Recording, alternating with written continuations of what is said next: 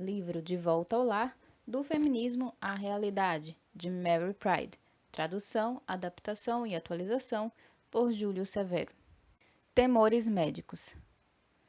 A maioria de nós, provavelmente, já ouviu as seguintes declarações.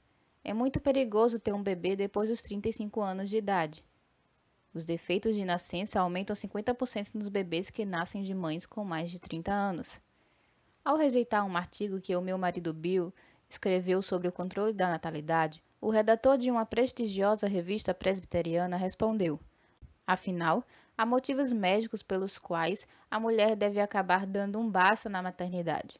Conforme andam alegando, todos os tipos de doenças e desastres horríveis ocorrerão se uma mulher tiver a coragem de continuar engravidando.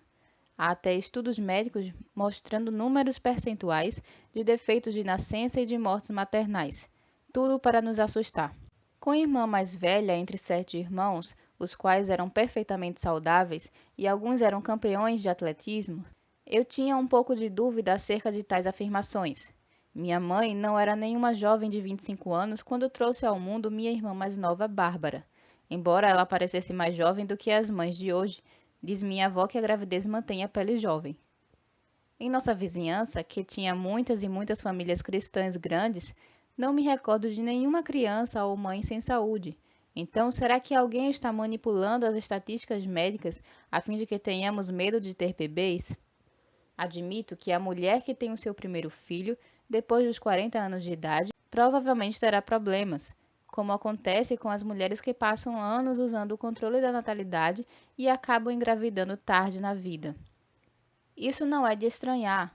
Seria difícil uma mulher assim se adaptar à gravidez, pois ela passou anos sem conceber e já gastou todos os seus óvulos saudáveis. E sem mencionar os efeitos que o corpo dela sentirá por ter passado anos acumulando substâncias químicas. Por exemplo, quando uma mulher para de usar a pílula anticoncepcional, os seus hormônios podem ter dificuldade de funcionar normalmente. Mas os estudos médicos invariavelmente se esquecem de levar esses fatores em consideração. Por que não vemos notícias sobre os perigos que a saúde da mulher corre quando ela não tem bebês?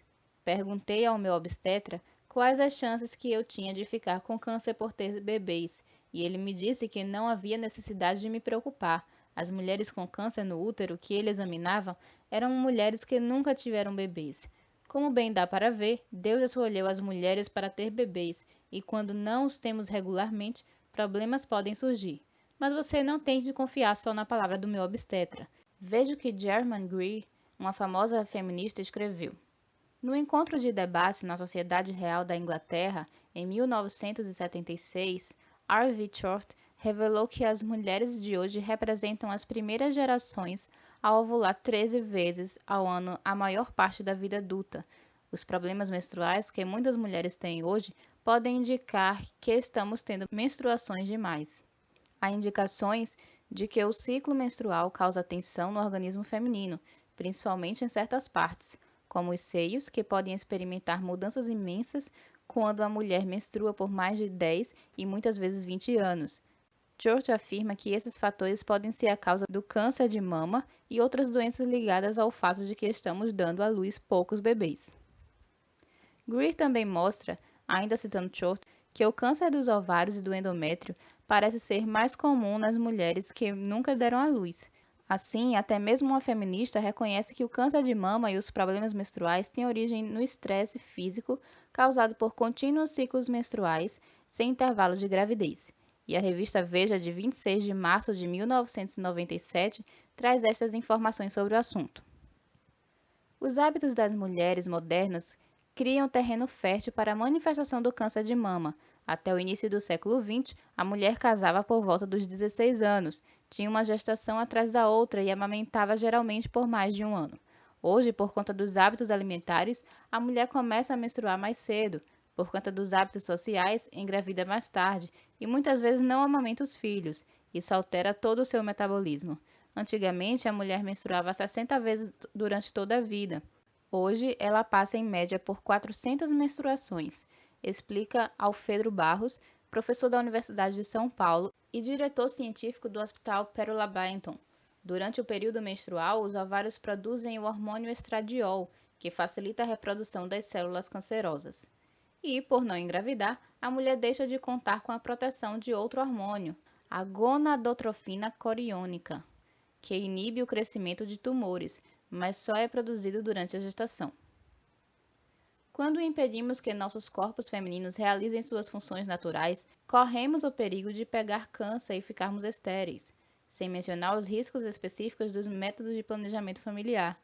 Dr. Chris Callenborn, um professor médico, descobriu em seus extensivos estudos um risco maior de pegar câncer de mama entre as mulheres que usam as drogas hormonais de controle da natalidade, tais como a pílula anticoncepcional, os injetáveis e os implantes.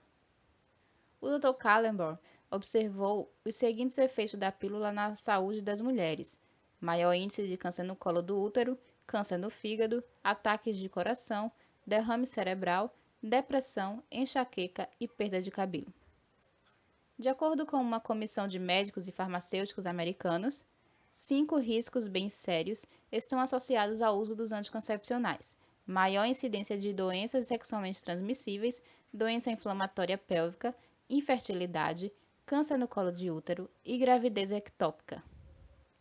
Há também os perigos bem conhecidos de atrofia endometrial e esterilidade permanente.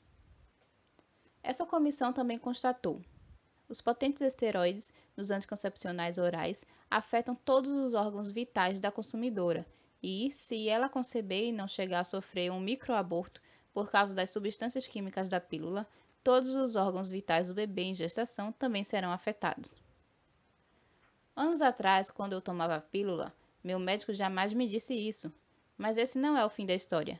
A feminista Germaine Greer diz: as mulheres que usam a pílula correm o risco de sofrer infecções fungais, incômodo, dor e náusea. O risco de infecção local é muito elevado para as mulheres que tomam a pílula. Devido ao fato de que os anticoncepcionais causam desordem nos mecanismos de defesa naturais da vagina, a verdade mesmo é que, graças à pílula, até mesmo o casal totalmente fiel um ao outro pode pegar doenças venéreas.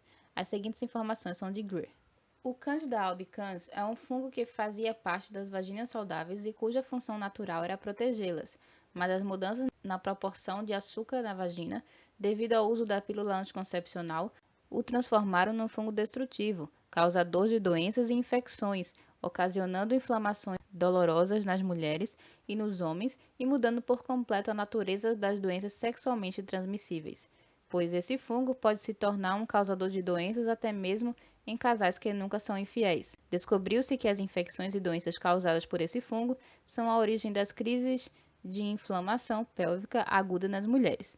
Os pesquisadores constataram uma correlação bem nítida entre o uso de anticoncepcionais e as infecções clamidiais. Além desses efeitos na saúde da mulher, hoje é um fato científico comprovado que a pílula anticoncepcional não somente impede a ovulação, mas muitas vezes também impede que o óvulo fertilizado se implante na parede do útero. Conforme o documento evangélico Abortos no Silêncio, uma das funções da pílula é impedir a implantação, e essa função aparece oficialmente reconhecida no dicionário universitário Random House. Pílula anticoncepcional. Um anticoncepcional oral para mulheres que impede a ovulação, a fertilização ou a implantação de um óvulo fertilizado, causando esterilidade temporária. O que muitas mulheres não sabem é que o óvulo fertilizado é realmente um ser humano concebido, e que, se for impedido de se implantar, ele será automaticamente abortado pelo corpo da mulher. Assim, uma das ações da pílula é causar microaborto logo depois da concepção. As drogas hormonais dos implantes injetáveis, injeções, também têm o efeito microabortivo da pílula. O DIU é outro dispositivo que as mulheres frequentemente usam, crendo erradamente que impede a concepção e não faz mal à saúde. Uma coisa que talvez elas não saibam é que o DIU não é anticoncepcional. O DIU realmente impede a implantação. Além disso, esse dispositivo tem sido responsável por muitos danos à saúde das mulheres, conforme mostram as seguintes informações. De acordo com um estudo baseado em pesquisas publicadas entre 1980 e 1995 nas revistas médicas Contraception e Fertility and Sterility, os problemas associados ao uso atual do DIU incluem esterilidade, hemorragia, perfuração do útero, do cólon, da bexiga e dos intestinos delgado e grosso, gravidezes ectópicas e cervicais, dilacerações cervicais, displasia cervical, encravamento do DIU, um problema grave nos países em desenvolvimento, onde as mulheres usam o dispositivo por uma década ou mais, fragmentação do DIU, dismenorreia, menstruação dolorida, menorragia, menstruação excessiva, inflamações dos canais uterinos, doença inflamatória pélvica, aborto séptico, erosão cervical, massa cística na pelvis e infertilidade tubária. Entre 1985 e 1986, duas grandes empresas americanas de anticoncepcionais foram obrigadas a retirar suas marcas de DIU do mercado americano. A empresa farmacêutica Shirley sofreu 775 processos de americanos que foram prejudicados pelo DIU ou que conceberam bebês mal formados por causa do dispositivo. De acordo com o livro The Facts of Life, os DIUs têm causado muitos problemas insuperáveis para as indústrias farmacêuticas. O problema maior é o perigo comprovado dos dispositivos. No entanto, nem por isso os fabricantes de DIUs desistiram de seu lucrativo negócio. Agora, eles estão despejando seus produtos nas mulheres pobres dos países em desenvolvimento. Apesar dos quase 1.000 processos por danos físicos causados por seus DIUs às mulheres americanas, a Shirley anunciou que continuaria a fabricar DIUs para as mulheres dos países em desenvolvimento, com a ajuda financeira dos programas de controle populacional dos Estados Unidos e Europa. Esse processo mostra como os países ricos estão dispostos a descarregar nas mulheres pobres de outros países produtos que são perigosos demais para as mulheres americanas e europeias. Outro método de controle de natalidade é a camisinha, que é muito exaltada em nossos dias. Só que ninguém menciona a interrupção deprimente e nada romântica das atividades conjugais que ocorrem enquanto o marido está procurando e vestindo a camisinha. Assim, em vez de um sentir humano quente, a esposa acaba tendo intimidade mesmo é com um pedaço de borracha. É claro que a pílula, o DIU e a camisinha não são os únicos métodos de controle de natalidade. O comportamento sexual aberrante é, por natureza, contra a fertilidade. Germaine Greer, em seu livro Sexo e Destino, tenta defender a prática do coito interrompido e até propõe o sexo anal como um método talvez superior. Em alguns casos, às drogas e dispositivos anticoncepcionais de hoje. Creio que ela cometeu um erro médico ao levar em consideração o sexo anal. A alarmante rapidez com que a AIDS começou a se propagar na década de 80 revelou para o mundo o fato de que os imundos estilos de relação sexual dos homossexuais, estilos que são copiados pelo moderno comportamento sexual aberrante dos heterossexuais, torna o corpo humano vítima de várias doenças infecciosas e pode acabar completamente com a sua defesa imunológica. Quanto ao coito interrompido, o exemplo bíblico de Onã não nos incentiva a imitá-lo. O que estou querendo dizer, em essência, não é que alguns métodos contraceptivos são muito mais desagradáveis e perigosos do que outros, ou que alguns bem podem ser mais perigosos ou desagradáveis ao longo prazo do que a gravidez normal. O que mais devemos ter em mente é que nenhum método contraceptivo é totalmente à prova de falha.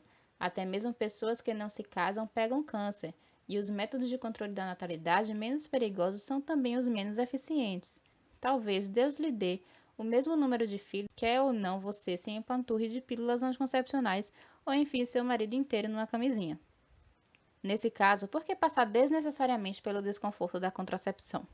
Quando você pensa nos riscos de aborto séptico, câncer de mama e do colo de útero, perfuração uterina, infecções fungais, microabortos e talvez ainda por cima uma gravidez imprevista no final das contas, risco que as mulheres que usam contracepção enfrentam diariamente, a gente chega realmente a suspeitar por que é que os médicos falam de riscos de saúde só para as mães que escolhem ter mais bebês.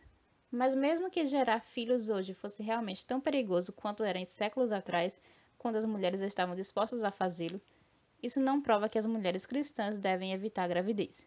Deus diz por meio do apóstolo Paulo: Portanto, irmãos, rogo-lhes pelas misericórdias de Deus que se ofereçam em sacrifício vivo, santo e agradável a Deus. Este é o culto racional de vocês. Não se amoldem ao padrão deste mundo, mas transformem-se pela renovação da sua mente, para que sejam capazes de experimentar e comprovar a boa, agradável e perfeita vontade de Deus.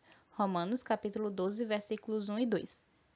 Será que o meu corpo é minha propriedade? Será que posso fazer o que quiser com ele? Não, meu corpo pertence a Deus. Veja o que Deus diz. As mulheres serão salvas dando à luz. 1 Timóteo capítulo 2, versículo 15. Tradução literal do grego. Os filhos são a herança do Senhor, uma recompensa que ele dá. Como é feliz o homem que tem a sua aljava cheia deles. Salmo, capítulo 127, versículos 3 e 5. Sua mulher será como videira frutífera em sua casa, seus filhos serão como brotos de oliveira ao redor da sua mesa. Assim será abençoado o homem que teme ao Senhor. Salmo capítulo 128, versículos 3 e 4.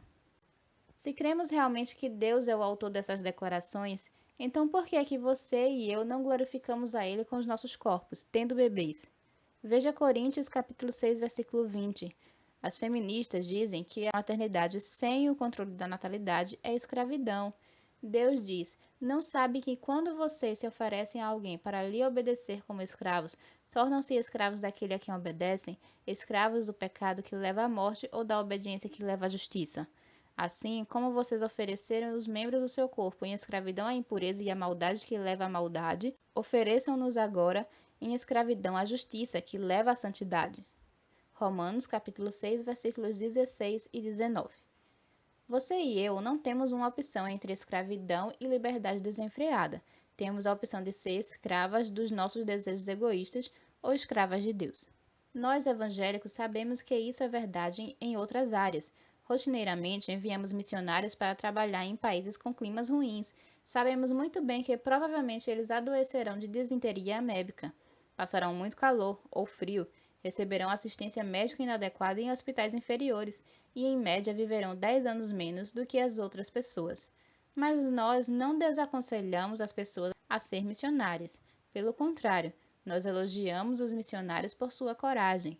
Os missionários vão para países estrangeiros para gerar mais cristãos. As mães evangélicas engravidam para gerar mais cristãos. Mesmo que o trabalho missionário maternal tenha alguns perigos, e qual é o trabalho missionário que não tem? A maneira nobre de agir é enfrentá-los com coragem. Da mesma forma, devemos realmente honrar as mulheres com problemas de saúde, diabetes, asma, gastrite, paralisia, problemas de coração, que estão dispostas a servir a Deus gerando filhos. Embora não costumem elogiá-las, elas é que são as verdadeiras heroínas da igreja moderna. Os que amam o pecado sacrificarão tudo o que têm, dinheiro, saúde, reputação, para manter seu estilo de vida. Se a ameaça real de pegar doenças venéreas e AIDS não impede os maus de seguir os seus objetivos, por que é que a ameaça pouco provável dos chamados problemas de saúde deveria nos impedir de seguir os nossos? Deus ficará do lado de suas filhas que estiverem dispostas a servi-lo.